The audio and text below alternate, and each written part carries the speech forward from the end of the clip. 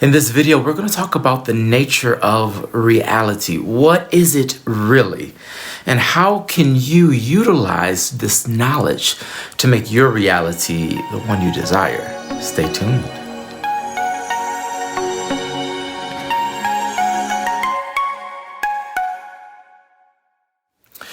I'm Rucker, and I help those who are awakening actualize their spirituality. This video is so important, and I've been thinking about this subject for a while, and I felt that this was the right time to share it with you.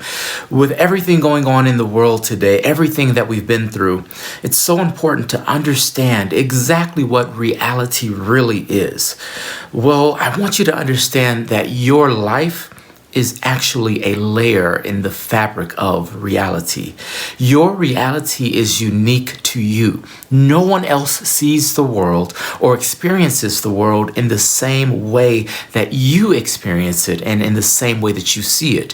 Why is that? Because your perception is reality.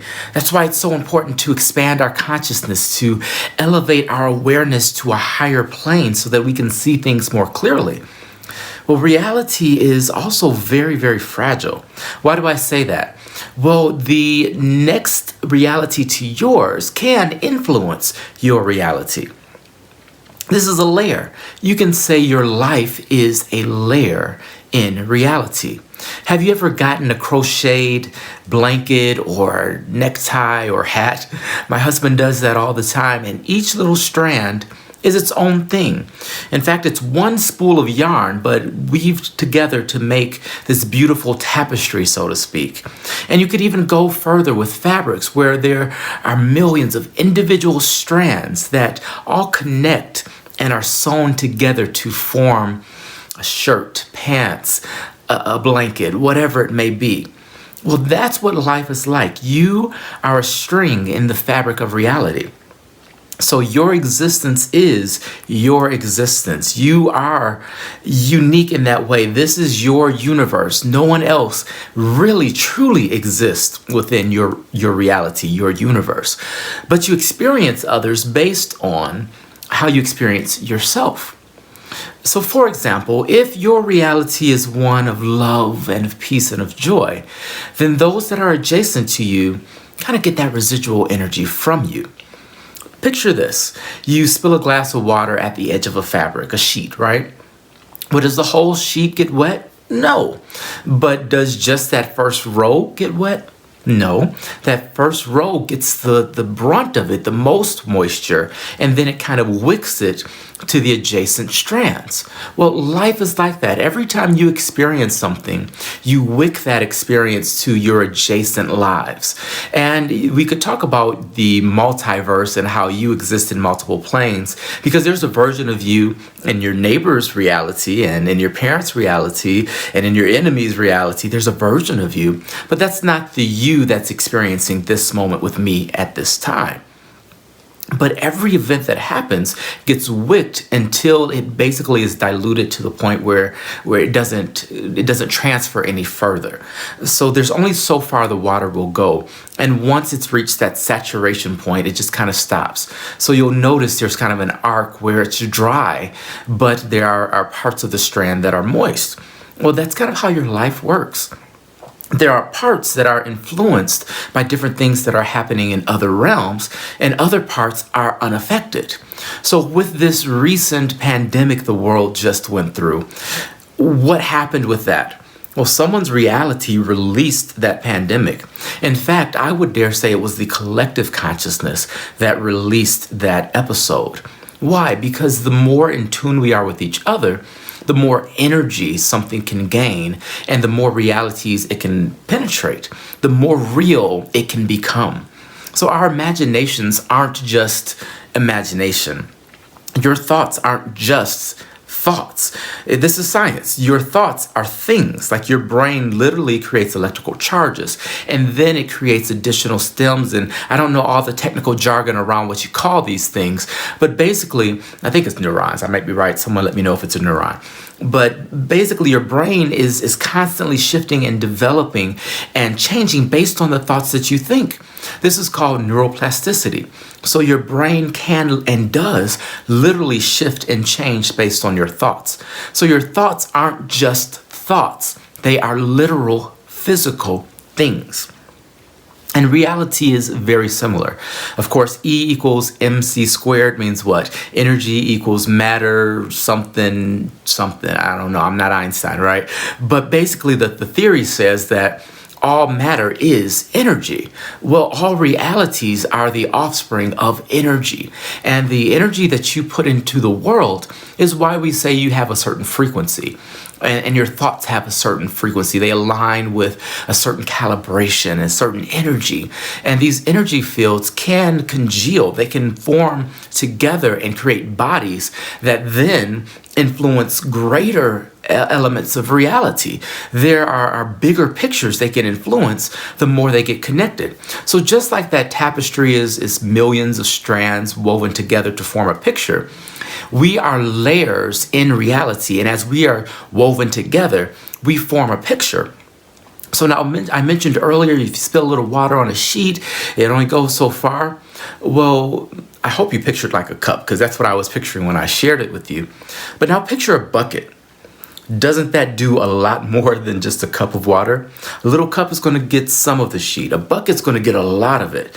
Now imagine that same sheet was thrown into a pool of water. Well, the whole thing is emerged. So every strand is experiencing really a version of the same reality. They're all underwater. And in a sense, that's what happened with this pandemic. We all ended up underwater because the collective consciousness took us there. Now, I'm not suggesting that the pandemic was just, someone made it up and now it just, like a comic book, it just came to life. That's not quite what I mean, but it's also exactly what I mean. Like this is the fear that's been in us. If you've noticed over the past several years, we've seemed to be regressing and more conservative or less liberal or more nationalistic. Is nationalistic a word? Someone let me know that too. But the nationalism has kind of taken root and taken hold in places we never thought we'd see it again. America, for one. And we looked like we were going backwards. But what's really happening is we're moving forward. And that old paradigm is simply falling away. So the fabric has been cut and it is now being reshaped into something new and different. You could call this a 5D reality if you're into that sort of thing. But really, you could just say our consciousness is expanding. We're going higher. We're becoming more of who we are as a species, as a collective. And that's what I want you to take away from this. That things are going to continue to be dramatic. And that's just the nature of the space and time we're in, because we're in a time of change. A few years back at my church, I ministered a message called The Age of Aquarius. And I've been searching all over trying to find that footage. But occasionally I would do a message and we didn't record it. And I think this might have been one.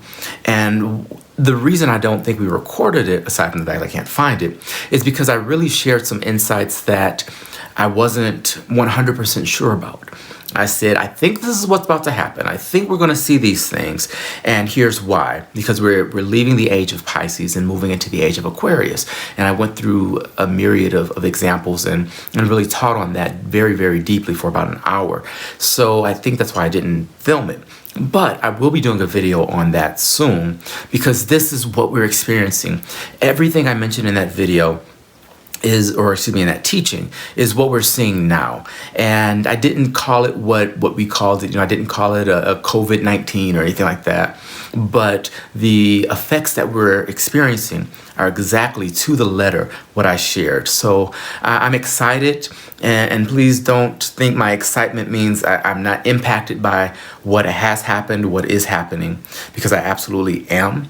And I feel the weight of others. That's one of the things about being a feeler is sometimes your feelings aren't your own. And so when others are heavy, you can become heavy too. But there's a depression that isn't curable with medicine. There's a depression that you can't just go to the gym and exercise away. And that's a spiritual depression. And for a lot of us, that's what we're feeling, because these spiritual things, they're supposed to make us depressed. They're supposed to get us down because they're not supposed to be. And I don't mean down meaning you can't function, but you should feel the weight of this. You should feel a bit heavy if you're a feeler, if you're empathic. Sorry, I feel like I'm stuttering a lot in this one, but it's a lot of information coming through, and I'm just trying to get it all captured in this short video. But if you're an empath, know that a lot of this sadness, this heaviness, this weight is not your own. It's the world around you, and you're meant to feel it. Life is meant to be felt. It's not just supposed to be good. In fact, the earth is a training ground in suffering. Understanding how to suffer. That's one of the most valuable lessons we can get, is learning how to suffer. So as your timeline learns how to suffer, that will spread into others. And I'm not saying you're spreading suffering, but you're spreading how to handle and manage that, because we need to experience all of life. You are meant to have experiences that are beyond your comfort zone, because you're bigger than your comfort zone. You're bigger than you know. You can't fathom how big, how unfathomable you are. It's beyond comprehension, because we have been limited in these human forms to this reality, to this set of principles. And so we can only do what we can do, but the essence and core of who we are is so much bigger.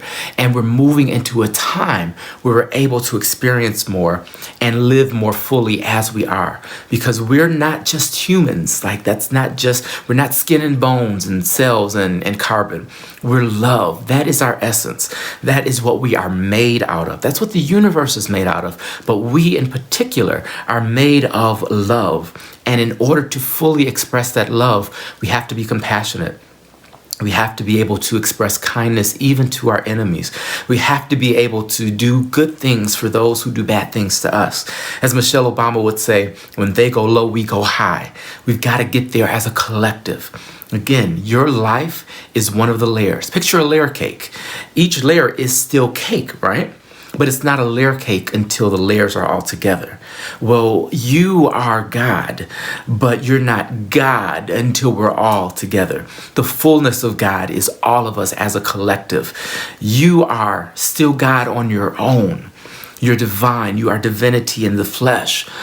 And you're not the fullness of it, because that's only a layer. You are a layer in the reality, and the way that you experience reality absolutely influences others. So I hope this makes sense. Leave me questions. Let me know if you got this, if this went over your head, if you're like, I don't know what you're talking about. Normally you're pretty good, but today you're just out there. Let me know your thoughts. I really appreciate hearing from you. Also, if you haven't already, and I don't know why you wouldn't have already, but please go ahead and hit the like button. Yes, thank you so much. I do that so that others can find the video.